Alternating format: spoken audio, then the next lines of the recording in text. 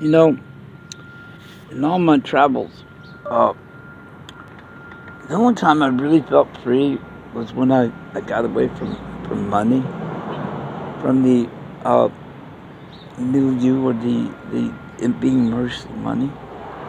There were several years when I chose not to panhandle change at all. Because you didn't have to. This was before the Great Recession, and there was food in the dumpsters, and restaurants would freely give you as much food as you wanted. They piled it on. At the end of the night, when the restaurants closed, piled it on more than you could carry. And I found that that's the freest feeling of all when you get away from money. That's the thing that bonds us to this world in a kind of a rat race. The pursuit of money, the endless pursuit of money. And what I found is that you never have enough money.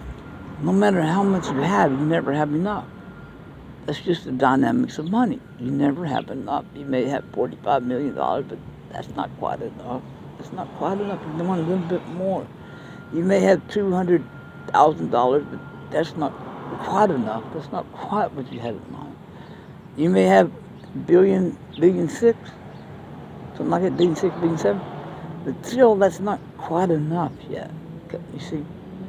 So when you free yourself from money, you wind up like the birds. They have no clothes, they have no luggage, they have no real set address, but somehow they're free as a bird. God looks after them, or they look after themselves, and they know how to survive without clothes, without cars, without shavers, without cell phones somehow. And then we look at them to be noble creatures because they are noble creatures. They are noble creatures, you see. And we don't need to desecrate noble creatures because we need to learn from them. Okay, that's what we need to do. We need to learn from them. And once we do, we'll get back to nature. We'll get back to nature. We'll get back to that, ah, going back to the garden thing, you see.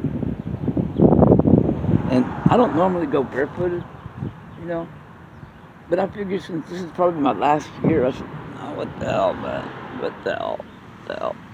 You know, it's probably the last year of the earth, the last little Obama, so, you know, what the hell? Really? I get stoned every day, you know, what the hell? It's good, man. That's good.